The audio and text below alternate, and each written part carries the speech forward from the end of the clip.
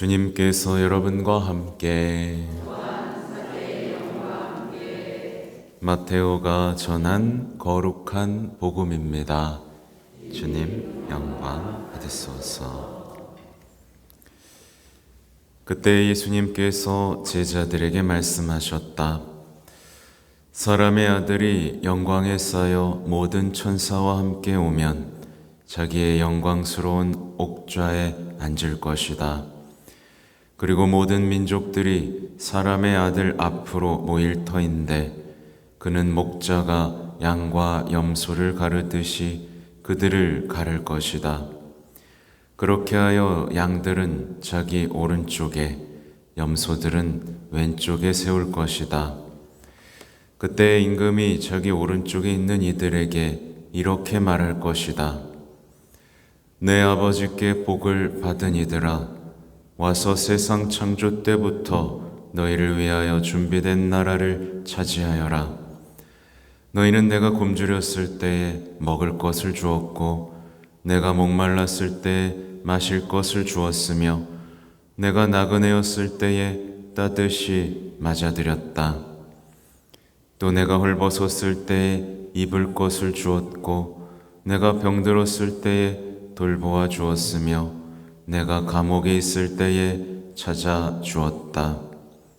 그러면 그 의인들이 이렇게 말할 것이다.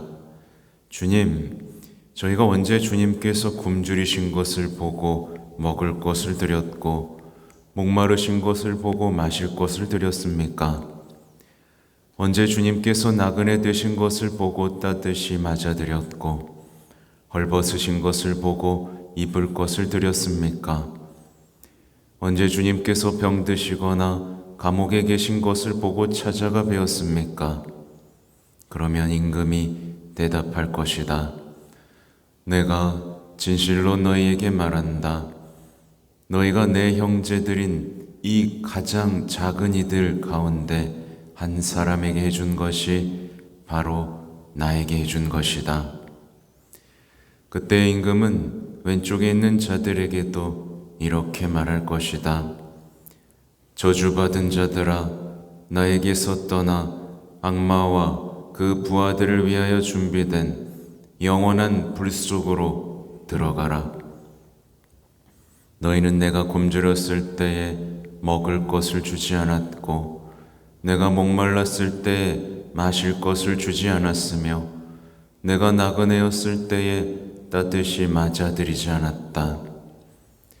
또 내가 헐벗었을 때 입을 것을 주지 않았고 내가 병들었을 때와 감옥에 있을 때에 돌보아 주지 않았다.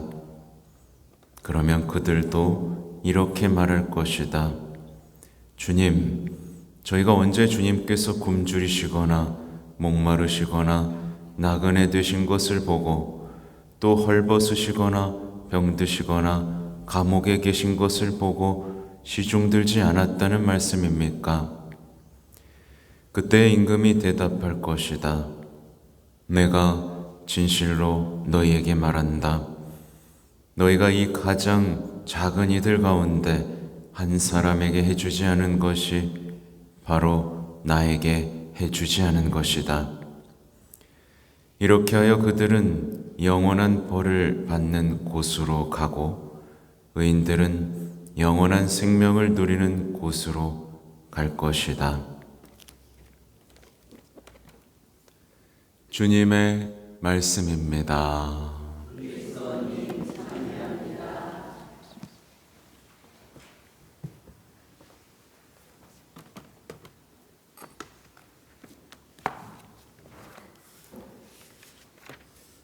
참 예수님,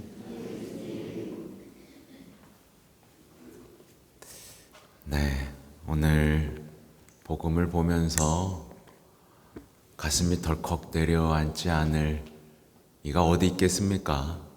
여러분과 저를 포함해서 누가 나는 괜찮다고, 나는 그분을 지나치지 않았다고, 나는 그분을 돌봤다고, 나는 천국에 들어갈 자격이 있다고 말할 사람이 누가 있겠습니까?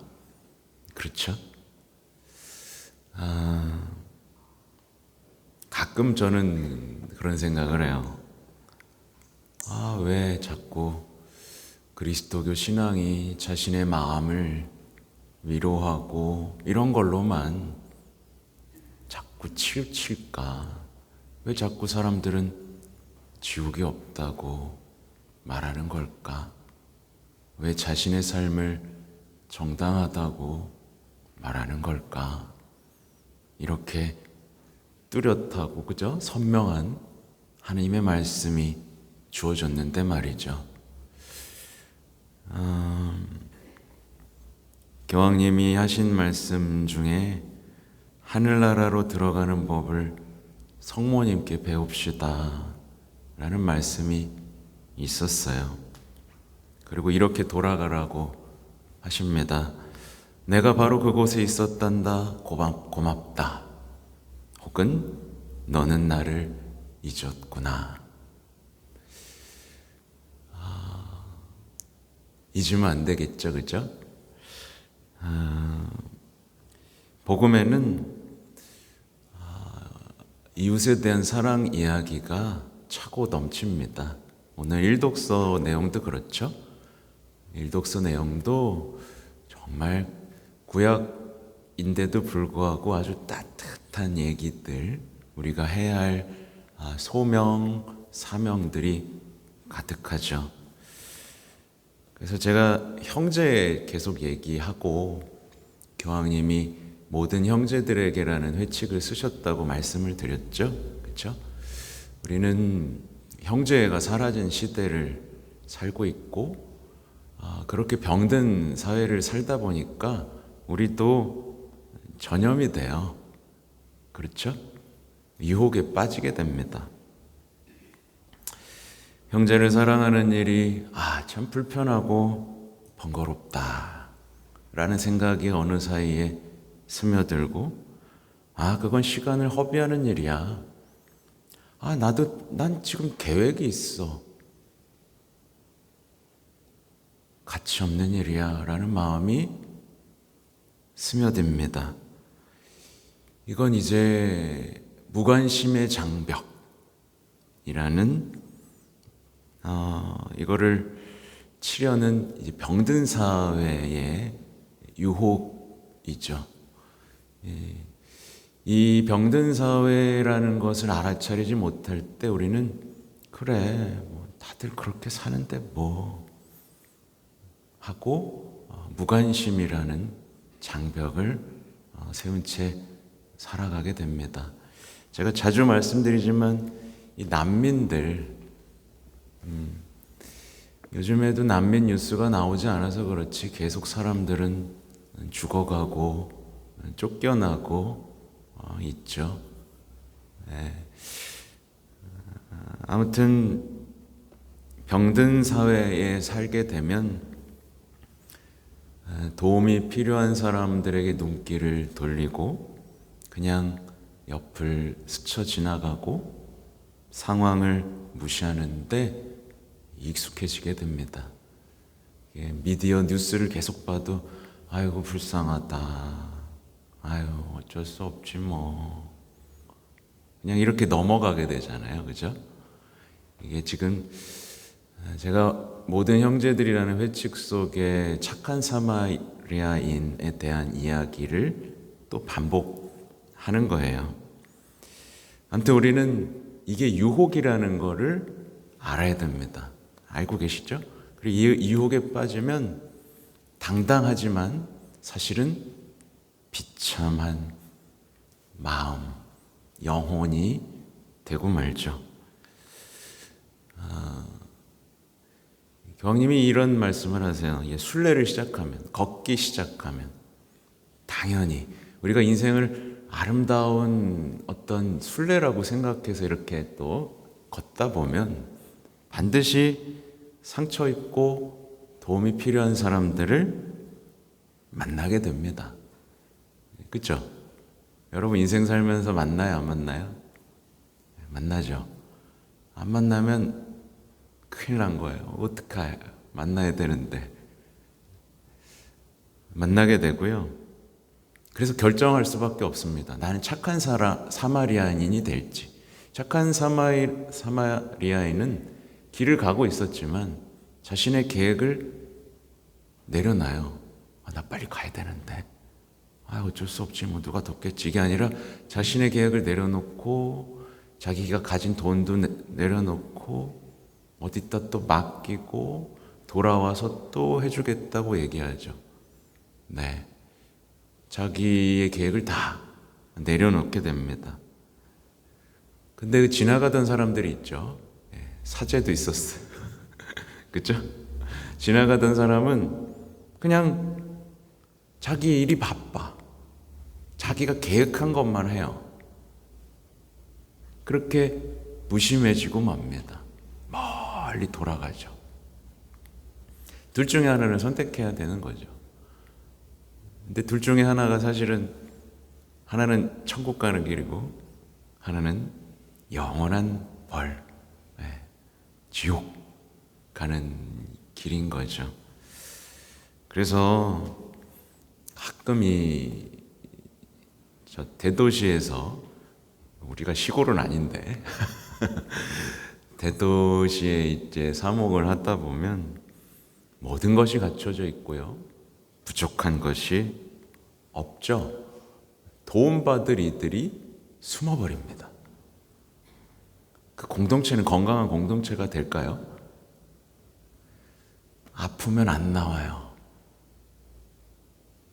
아프면 숨어버려요. 성무당 공동체에 나서 외로움을 느끼기도 하고 집에 아픈 사람이 있는데 숨겨놔요. 굉장히 놀라운 현상들을 목격했습니다. 부끄럽다는 거예요. 뭐 내 아이가 뭐 장애가 있다, 뭐가 있다, 부끄러워 다 숨겨놔요. 그리고 거치장만 하고, 그냥 드러나는 봉사, 뭐 활동, 이런 것들 속에 숨어버리더라고요. 굉장히 불행하죠. 건강한 공동체에는 아픈 사람도 와야 되고요. 그죠? 아픈 사람 우리 되게 불편하게 합니다. 아픈 사람, 가난한 사람, 뭐 병든 사람, 뭐 장애우, 이런 사람이 많아질수록 우리는 건강한 공동체예요. 그렇죠?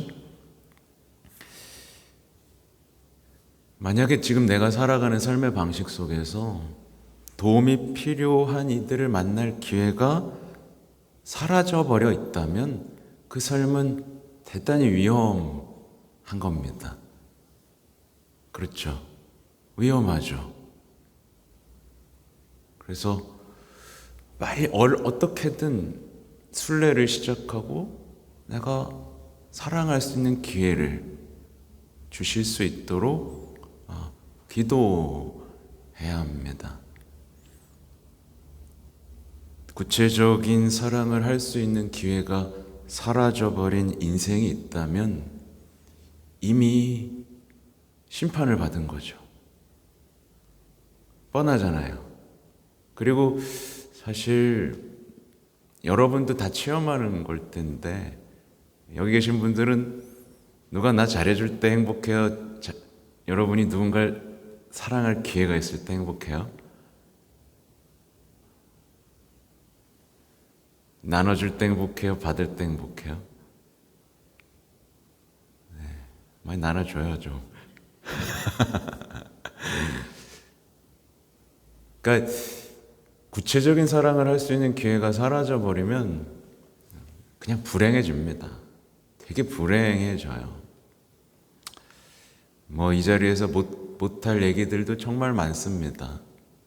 정말 이 병든 사회가 정말 이 구체적인 사랑 말고 자신에게 몰입하는 바람에 얼마나 불행해지고 처참해졌는지를 사제는 살아가면서 똑똑히 봅니다. 참 괜찮아 보이는데 자기가 불행하다고 막 비명을 지르는 사람들이 얼마나 많은지 몰라요.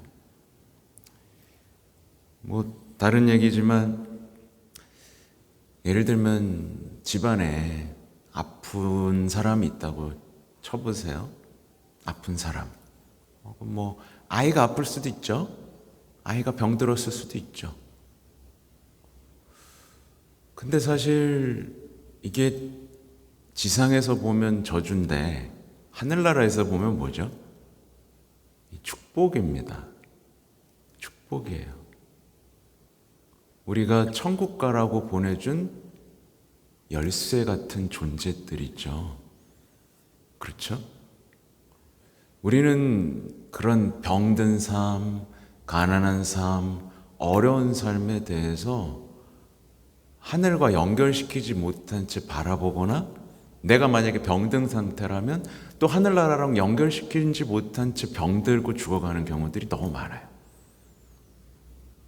내가 막 병들고 장애가 있다면요, 누군가에게 천국을 줄 수 있는 또 존재도 될 수 있는 거예요. 그죠? 그렇게 서로 사랑하는 삶이 얼마나 가치 있는지에 대해서 우리는 눈먼 사회를 살고 있습니다. 재밌는 교황님의 이야기가 하나 있는데, 강도한테 피해를 입은 이웃이 있다고 쳐보세요, 여러분. 네. 그러면 그에게 필요한 건 뭐죠? 아주 구체적인 사랑인데, 병든 사회는 뭐부터 하는지 아세요? 이 강도 어디 갔어? 하고 강도한테 화내는 거를 시작하고, 이 사회가 강도조차 통제하지 못했더니 하면서 이 사회에 대한 비탄에 빠진 다음에 강도를 다 죽여버려야겠다라는 복수심에서 강도를 쫓아다닙니다.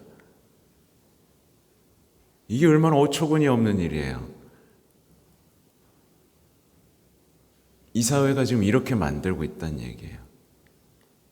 분노, 복수심, 한탄 속에 빠지고 정말 죽어가고 있는 사람한테는 이 사회가 막 이렇게 되고 있는 거죠. 그래서 이렇게 교황님이 쓰셨어요. 모든 형제들이 이런 부분이 있어요. 우리는 이 다친 사람을 핑계 삼아 우리의 화해 불가능한 분열, 잔인한 무관심, 우리 내부의 갈등을 정당화할 것인가요?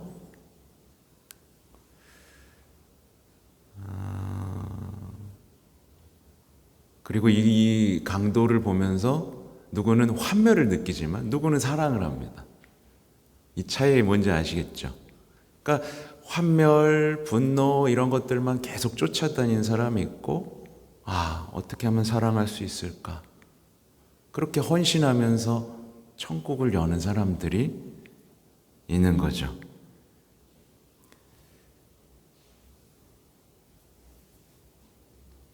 또 이런 얘기도 있어요.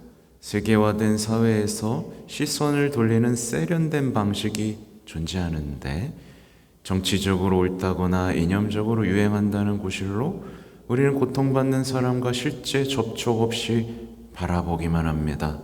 텔레비전 생방송으로 고통받는 이의 모습이 방영되고, 심지어 그럴듯한 관용어와 완곡어법으로 그들을 대하여 말합니다. 그러니까 자꾸 만나야 되는 거예요. 만날 기회들이. 그러니까 제가 해외에 이제 강의도 나가고 하는 이유는 만날 기회가 있기 때문에 그렇습니다. 그들이 어떻게 살고 어떤 도움이 필요한지를 구체적으로 만날 수 있는 기회. 순례를 가면 또 그곳 현지의 신앙을 만날 수 있는 기회. 우리는 만나지 않고, 우리도 그렇잖아요. 우리가 시노달리타스 하는 것도 우리가 진짜 만나는 기회가 됩니다. 만나지 않고 겉으로만 봉사하다가 보면 어때요?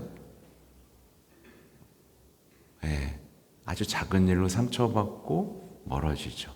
근데 시노달리타스 모임 속에서 진짜 삶과 삶이 만나면 우리는 서로를 함께 걸으면서 사랑할 수 있는 기회가 됩니다.